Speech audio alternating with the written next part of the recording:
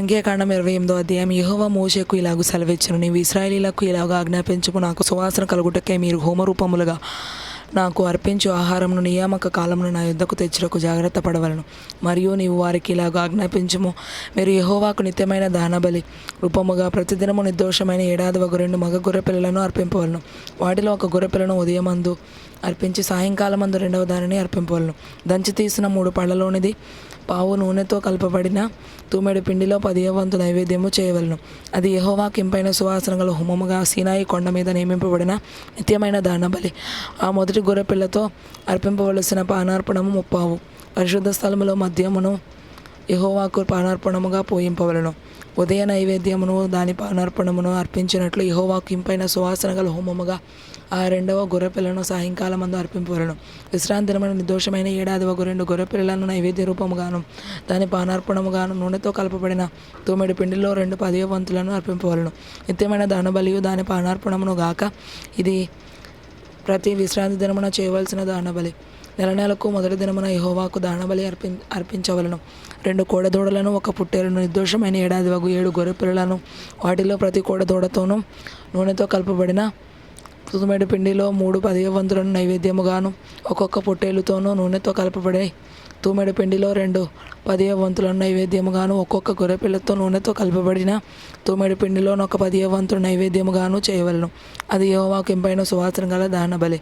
వాటి పానార్పణములు ఒక్కొక్క కోడెతో పడినర ద్రాక్షారసమును పొట్టేలుతో పడియు గొర్రెపిల్లతో 30 ఉండవలను. ఇది సంవత్సరములలో మాసమునకు జరగవలసిన దహనబలి. నిత్యమైన దహనబలియు దాని పానార్పణమును గాక ఒక మేకపిల్లను పాప పరిహారార్థ బలిగా యెహోవాకు అర్పింపవలను.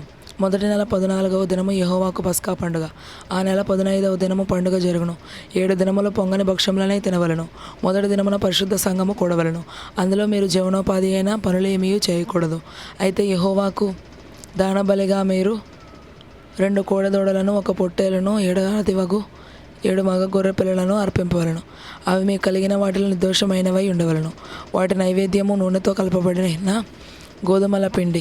ఒక్కొక్క కోడెతో తూములో 3 10వ వంతులను పొట్టేలతో 2 10వ వంతులను ఆ 7 గొర్రెపిల్లలో ఒక్కొక్క గొర్రెపిల్లతో ఒక్కొక్క 10వ వంతును మీకు ప్రాయశ్చిత్తం కలుగుటకై పాప పరిహారార్థ బలిగా ఒక మేకను అర్పింపవలను. ఉదయమున మీరు అర్పించు నిత్యమైన దహనబలి గాక వీటిని మీరు అర్పింపవలను. అట్లే ఆ 7 దినములలో ప్రతిదినము యెహోవాకు ఇంపైన సువాసన గల హోమ ద్రవ్యమును ఆహారముగా అర్పించవలను. నిత్యమైన దహనబలియు దాని పానార్పణమును గాక దానిని అర్పించవలను. 7వ దినమున పరిశుద్ధ సంఘము కూడవలను. ఆ దినమున మీరు జీవనోపాధి అయిన పనులు ఏమీ చేయకూడదు. మరియు ప్రథమ ఫలములను అర్పించు దినమున అనగా వారముల పండుగ దినమున మీరు యెహోవాకు క్రొత్త పంటలో నైవేద్యము తెచ్చినప్పుడు మీరు పరిశుద్ధ సంఘముగా కూడవలను. నాడు మీరు జీవనోపాధి అయిన పనులు ఏమీ చేయకూడదు. యెహోవాకు ఇంపైన సువాసన గల దహనబలిగా మీరు 2 కోడెదూడలను 1 పొట్టేలును ఏడాది 7 మగ గొర్రె పిల్లలను వాటికి నైవేద్యముగా ప్రతి కోడెదూడతోనూ నూనెతో కలపబడిన తూమెడు పిండిలో 3 10వ వంతులను ప్రతి పొట్టేలుతో 2 10వ వంతులను ఆ 7 గొర్రెపిల్లలు ఒక్కొక్క పిల్లతో ఒక్కొక్క 10వ వంతును మీ నిమిత్తం ప్రాయశ్చిత్తము చేయబట్టకై ఒక మేకపిల్లను అర్పింపవలను. నిత్యమైన దహనబలియు దాని నైవేద్యమును గాక వాటిని వాటి పానార్పణములను అర్పింపవలను. అవి నిర్దోషములుగా ఉండవలను.